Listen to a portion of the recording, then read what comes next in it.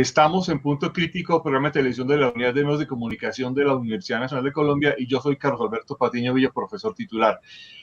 Para nadie es un secreto que en América Latina venimos en los últimos 3 o 4 años en una serie de acciones convulsas, de manifestaciones violentas, de transformaciones sociales radicales, y muchas de esas transformaciones se han profundizado a lo largo de este año de pandemia 2020-2021, que ha traído el colapso de sistemas económicos, ha traído el cierre de las instituciones públicas, ha traído el confinamiento de poblaciones pero a pesar de esta situación, las dinámicas sociales, lo que diría la contienda política, como la llamaría Charles Tilly, no se ha detenido.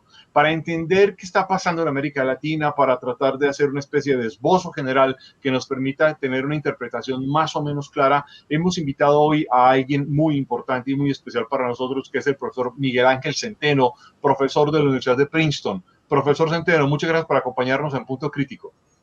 Muchísimas gracias por la invitación y es mi placer. Profesor Centeno, usted escribió un libro ya hace algo así como 20 años, muy importante, que es Blood and Death, War and Nation State in Latin America, y usted planteaba allí una serie de elementos claves. Quiero mencionar solo de partida dos. Uno, que los estados en América Latina son permanentemente débiles, y una razón de esa debilidad es la incapacidad de cobrar impuestos a todas las élites más allá de las grandes ciudades o incluso de las capitales, y adicionalmente son estados que siguen siendo militarmente débiles a pesar de una permanente violencia. ¿Usted se ratifica en esta perspectiva? No, completamente. Y también deberíamos decirle al público que tú pudiste traducir el libro y que en una obra muy bonita, de verdad, que te salió. Mira, es increíble lo de América Latina, pandemia o no pandemia. América Latina, en un sentido, se parece tanto a la de América Latina de 1890. Gran desigualdad, dependemos de exportaciones primarias y tenemos gobiernos que de verdad no representan el país, que no han podido crear una nación, vamos a decir, y que de verdad no pueden gobernar, no pueden que el mundo los obedezca. Es una cosa increíble, son países, son gobiernos tan débiles, con economías tan frágiles, que el precio del café o del cobre o del oro o del petróleo, lo que sea, puede mandar estas economías abajo, y sigue siendo la misma cosa. Lo que yo escribí hace 20 años, y más que nada sobre el fin del siglo XIX y el principio del siglo XX, sigue siendo el mismo cuento en el siglo XXI. Contexto, hemos visto, por ejemplo, las profundas manifestaciones, las duras y violentas manifestaciones de Chile, que arrancaron en octubre de 2019 y se mantuvieron en gran parte del año 2020, llevaron a prácticamente la situación de una nueva constituyente para cambiar la constitución heredada de Pinochet, y con un elemento que además quiero plantear que es muy claro en tu trabajo, y es que Chile era como la excepción en América Latina, pero luego hemos visto la profundización de la violencia narco en México, la desarticulación del Estado mexicano, la aparición de un gobierno populista de izquierdas como el de Andrés Manuel López Obrador, o la situación en Brasil y la desestructuración de Brasil a través de otro gobierno populista de derecha que es el de Jair Bolsonaro, la desarticulación completa del Estado, o la crisis profunda de Venezuela y el fracaso de Venezuela en un gobierno de izquierdas como el de Nicolás Maduro, heredado de Evo Chávez, con una serie de fracasos. Ahora vemos la irrupción en Colombia, una irrupción inédita e inaudita en muchas condiciones. ¿En qué estamos en América Latina, Miguel Ángel? Es que yo creo que todo esto tiene que ver con la falta de confianza en el gobierno y la falta de legitimidad en el gobierno como institución. Algo que todos los países latinoamericanos compartimos, aparte, bueno, antes era aparte de Uruguay y Chile, y esos dos casos durante la pandemia también han cambiado. Pero lo que vemos en América Latina es una falta de confianza en la comunidad, una falta de confianza en el pueblo, como nación. No tenemos confianza que nos vamos a portar bien uno al otro, y desde luego no tenemos casi ninguna confianza en el gobierno. Y el caso de Brasil quizás sea el más triste. en que en 2012, 2011, había esa esperanza que Brasil ya iba a llegar a ese futuro donde el futuro le pertenecía a Brasil. Y ya vemos que aún las instituciones más respetadas del gobierno brasileño fracasaron. Estaban llenas de corrupción, de ineficiencia, y lo que hemos visto es la decepción de un pueblo, ¿no? Que habían pensado que habíamos llegado a algo. El caso de Chile es un poco más complicado. Creo que la eficiencia tecnocrática los gobiernos post-Pinochet les duró 20 años, pero también crearon aún más desigualdad de lo que tenía Chile antes, y eso también ha consumido la confianza, ¿no? El gobierno chileno es seguramente el más eficiente, vamos a decir, el menos corrupto en ocasiones cotidianas, vamos a decir, pero la desigualdad llegó a que aún la paciencia del pueblo con esa eficiencia tecnocrática no les daba. Lo que vemos en México. En 2006, el presidente Calderón decidió declarar guerra, y uno nunca debería declarar guerra sin poder saber cómo ganar. Y por 15 años el gobierno de México ha declarado guerra en contrapartes de su propio país y no ha podido tener éxito. Y entonces tenemos el caso colombiano, que ahí, como estábamos comentando antes, hay tantas Colombias y tantos cuentos, y de lo que tengo entendido, cada manifestación en Colombia es una ocasión propia, que no se puede analizar todas las manifestaciones colombianas con una sola explicación. Cada una tiene sus razones locales, sus razones más inmediatas. Pero a través del continente, ¿dónde existe en el continente un pueblo que de verdad tiene fe en el gobierno? Y lo que hemos visto, lo que es muy interesante, es la latinoamericación de los Estados Unidos, porque estamos viendo la misma cosa en los Estados Unidos. Una falta de confianza en la nación, una falta de confianza en la comunidad y una falta de confianza en el Estado, donde el 35% de la población piensa que el Estado no es legítimo. Eso es algo que nunca se ha visto en los Estados Unidos, pero que los Estados Unidos se está convirtiendo como país de verdadmente americano. En ese contexto, profesor Centeno, aparece un hecho que es, digamos, crucial y pareciera ser, para utilizar la terminología de ese sociólogo que usted conoció también, que era Charles Tilly. Estamos en una especie de intercambios violentos en el marco de una contienda política permanente. Es decir, la violencia parece destruir la política con la intención de volver a refundar la política, pero la violencia parece ser el elemento básico de un intercambio político en América Latina. Sí, yo no veo. También otra cosa interesante es que las protestas casi no tienen destino, no tienen su propio plan. Es protesta por protesta. Estamos protestando. ¿Por qué estamos protestando? Porque estamos cansados, estamos hartos. ¿De qué estamos cansados? ¿De qué estamos hartos? De todo. Entonces no es que estamos hablando de un movimiento izquierdista o un movimiento derechista. Aún en los Estados Unidos, yo le diría que es puramente una protesta derechista, aunque tiene elementos de eso. ¿Qué es el futuro que todas estas protestas esperan? Yo no veo ninguna protesta, ningún movimiento en ningún país en América Latina que dice, sí, el futuro va a lucir así. Es una falta de confianza en el futuro, que es de verdad una crisis existencial, si se piensa así. Como una crisis existencial quiere decir que hay un déficit de ideas políticas, hay un déficit de referentes políticos y de construcción de sociedad. Hay una falta de, bueno, voy a sonar más pesimista, bueno, quizás no, quizás estoy tan pesimista.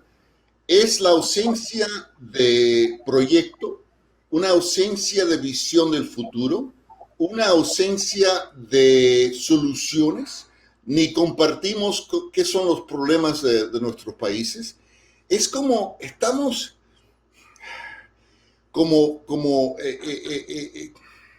estamos en un lugar político casi neurótico.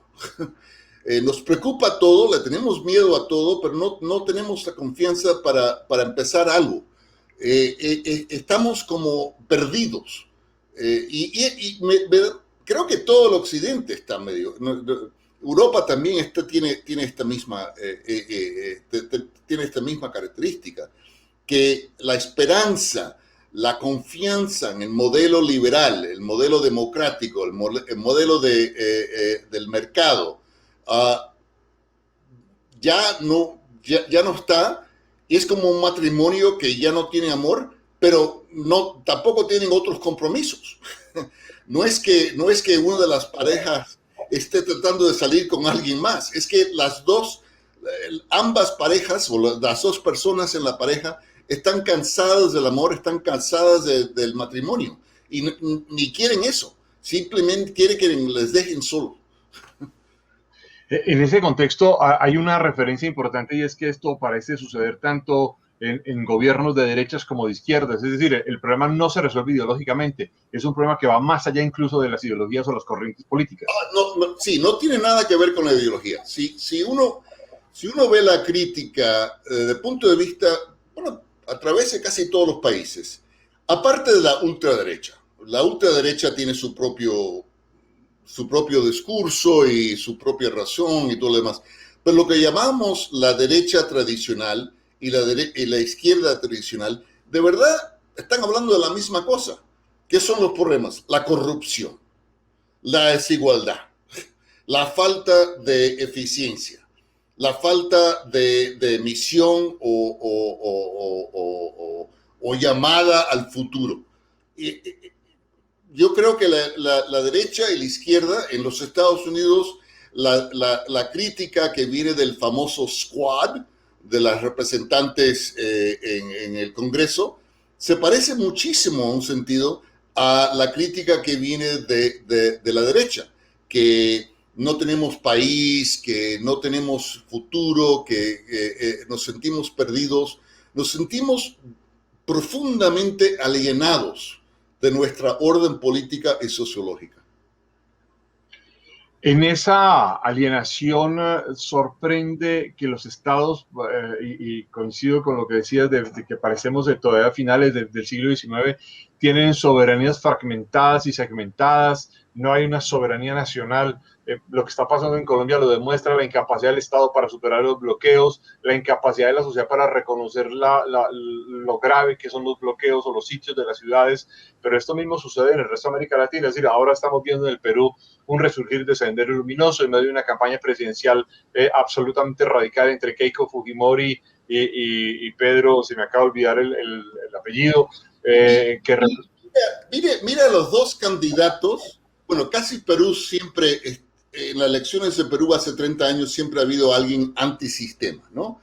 Casi siempre hay un candidato que es antisistema. Hoy tenemos una situación en Perú que las dos personas que están tratando de ser presidente, ninguna de las dos de verdad cree en el sistema, en una manera o otra. Así que, ¿cómo puedes tener un presidente que dice, yo quiero dirigir un gobierno en el cual yo no creo?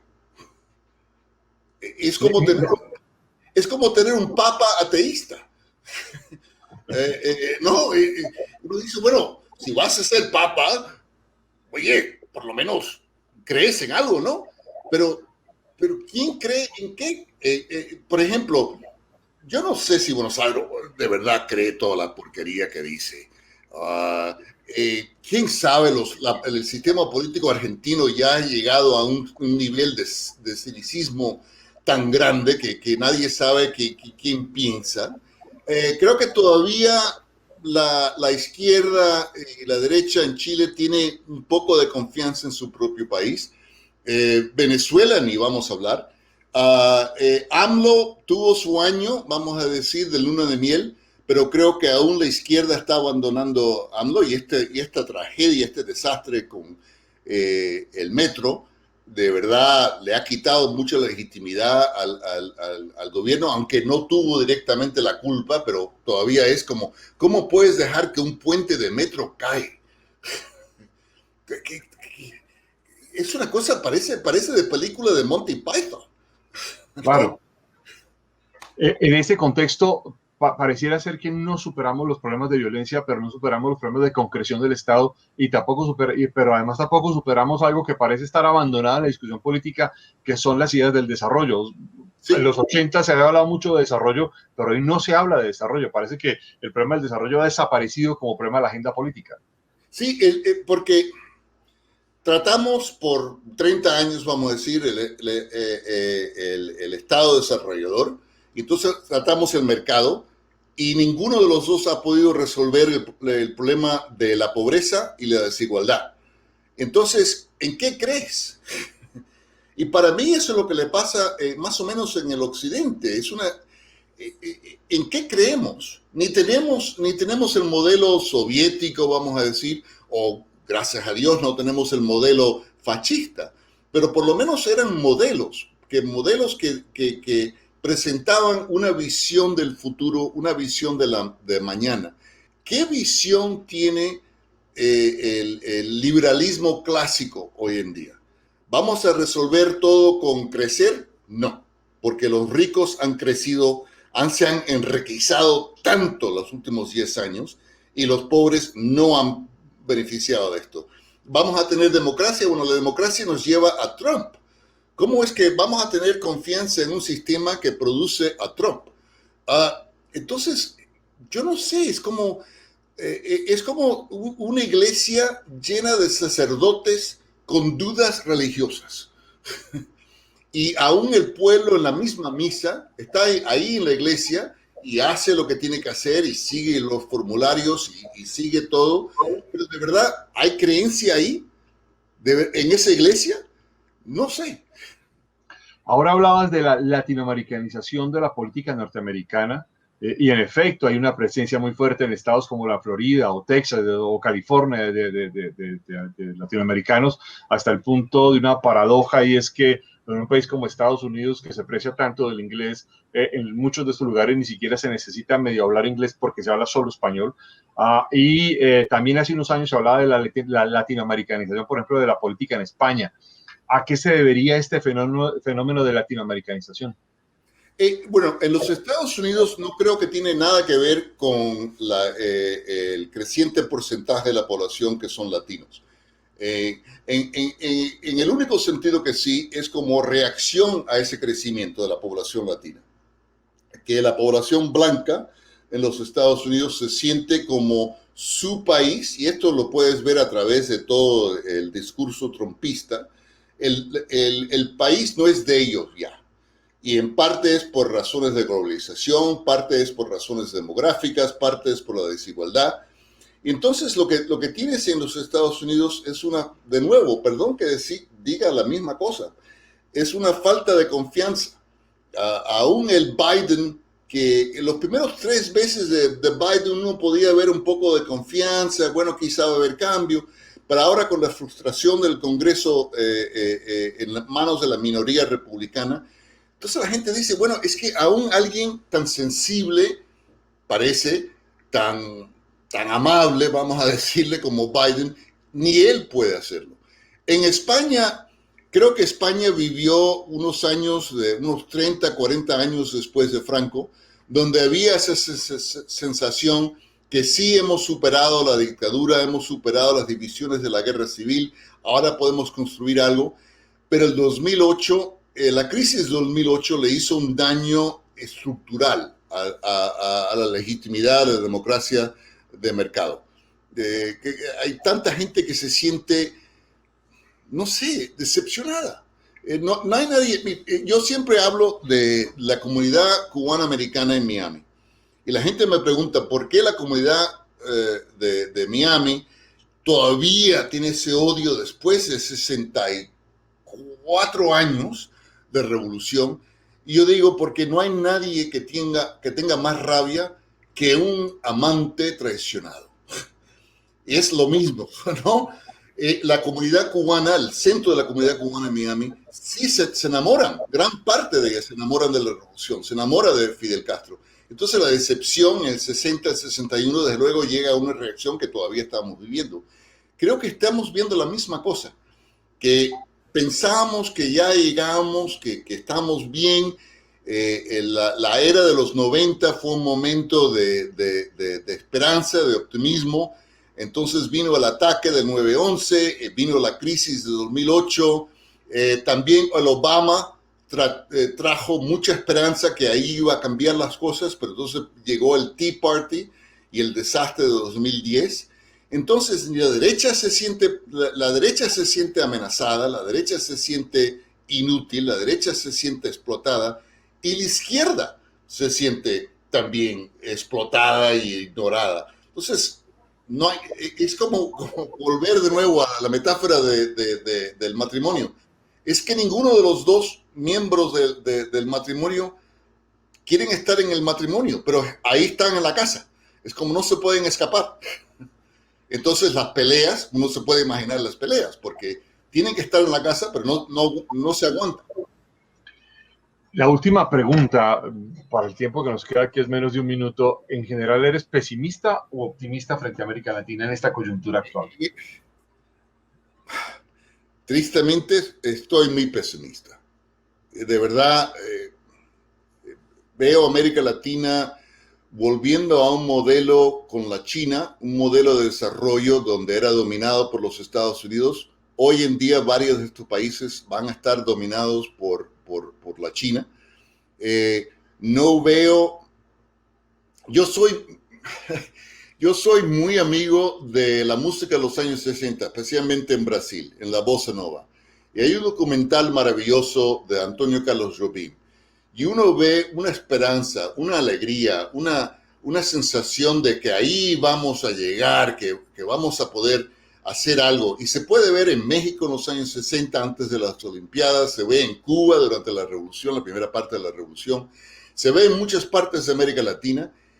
Y hoy en día, ¿dónde uno puede ver, dónde puedes hacer un documental sobre la política, la sociedad latinoamericana, donde es optimista? Yo no creo que se necesitaría ser un gran artista para poder pintar una visión optimista de América Latina. Profesor Miguel Ángel Centeno, le agradezco mucho por haber participado en Punto Crítico, muy amable.